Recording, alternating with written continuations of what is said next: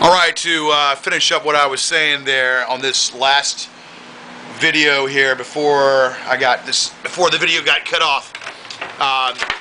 For the most part, you do not have or stand a chance with the BS that you pull.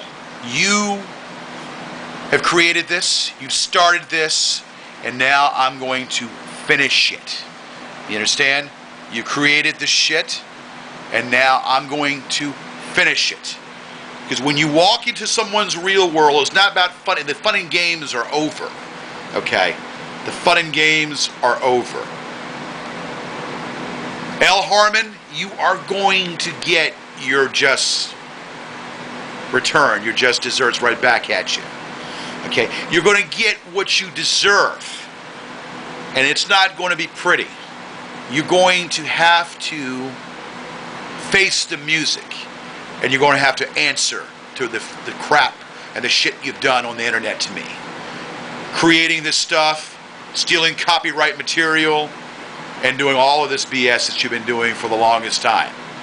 Copyright material, slandering, libelous me, bringing up falsehoods, and bringing up stuff that doesn't even relate to me, name tags.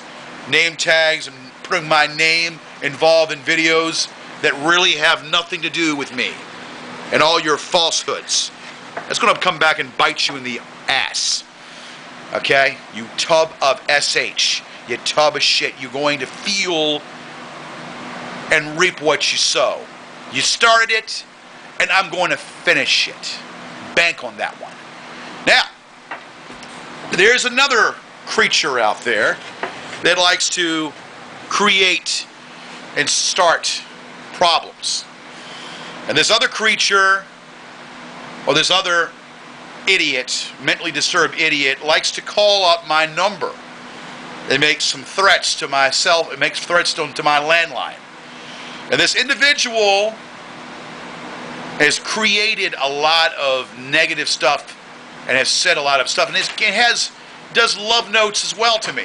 Created all these love notes and all these videos to me in the negative sense. All right? And this individual is known as Brennan. Okay? The fagala that lives in Orange County, so to speak. The fagala that created an incident, which I'll get into in one moment. Now, recently, this fagala, or this mentally challenged individual, if you will, went ahead and called my number. Called my landline number. My number was unlisted. So obviously this person took the time to try to track me down. Try to go through all the listings out there and try to find out my new number. Or my landline number. And so this person left about 8 messages threatening me. Okay? Threatening me. So I did a little investigation. Okay? And I found out where this clown lives at. S. Brennan. And I got to call a number that I thought that he would be living at, or perhaps maybe his parents would be living at.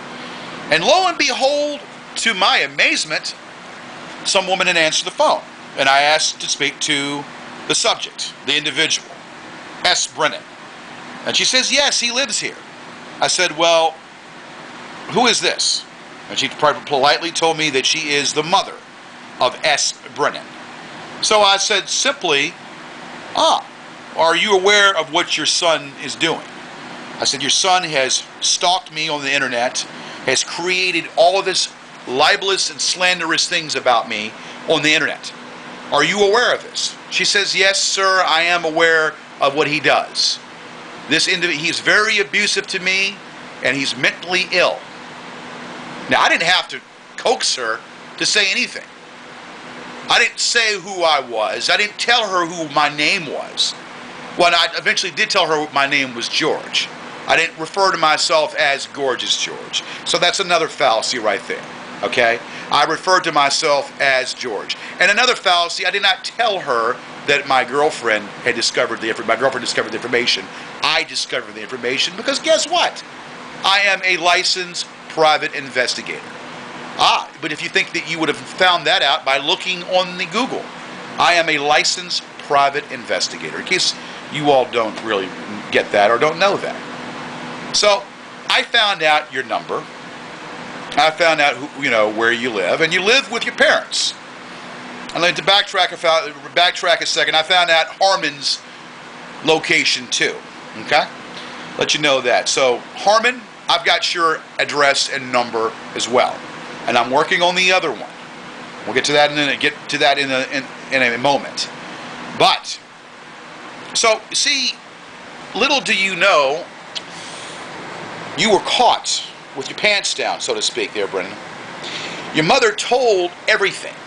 Your mother told me that you've been out of work for about 12 years, and you sleep in your sleep, and you stay in your room, and you don't do anything, and you go out occasionally. Now, why would your mother make up that story? Why would your mother make up some bizarre story like that? So you said that you abuse her, you hit her, you go ahead and strike her, you're disobedient, and you're uncorrigible, and you've caused problems for them, and you mistreated both of them. I don't think your mother would make that story up. She was on the phone with me, and she was crying. I felt bad for the woman. I felt real bad for the woman because she obviously has a mentally ill son that the state of California needs to take. A 35-year-old doofus, okay, that the state of California needs to take and incarcerate or put in a mental institution, okay? That's where you need to be, okay?